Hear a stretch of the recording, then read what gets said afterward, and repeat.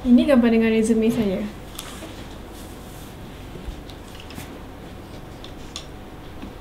Okey. Okey. Okey Cik Linda, kenapa nak jadi model radio side ni? Sebenarnya sebab saya suka sangat tudung radio side ni. Tudung dekat sini semuanya cantik. Lepas tu radio side ni kan macam trendsetter untuk butik-butik tudung. Nat, tolong bawa tudung ke sini. Ya. Terima kasih. Sama. Okay, Cik Linda, ni tudung radio side. Saya nak Cik Linda gayakan ikut style sendiri. Okey. Senang tu.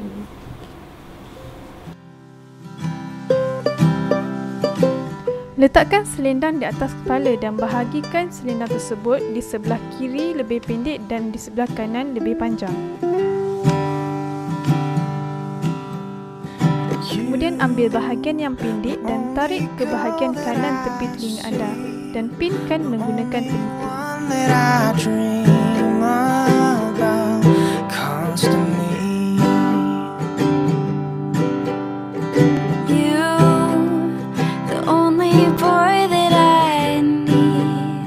Kemudian tarik selendang yang panjang di sebelah kanan dan tarik melalui bawah selendang yang telah dipinkan tadi.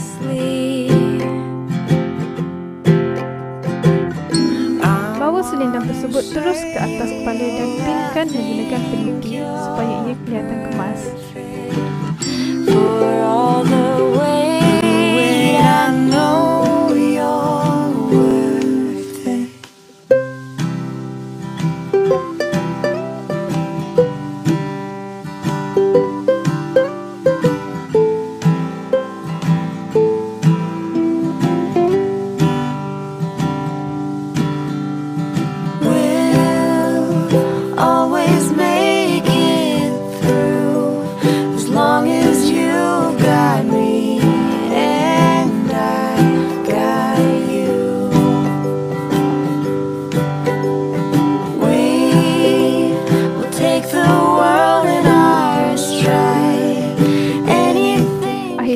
Kemaskan selendang anda mengikut keselesaan dan kreativiti anda sendiri.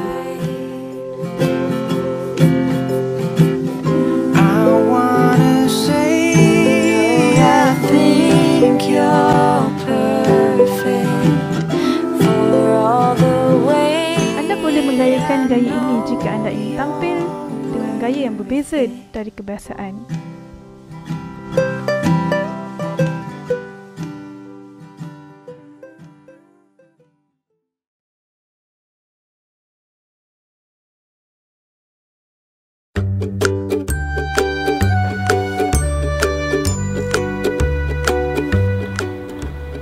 Apa ni?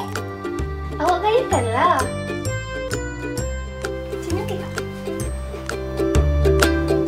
Everybody needs someone. Everybody needs love, love. Everybody wants something to believe in. Okey Cik Linda, tahniah. Awak dipilih menjadi model radio side. Betul kan ni? Ya Allah, terima kasih. Betul lah.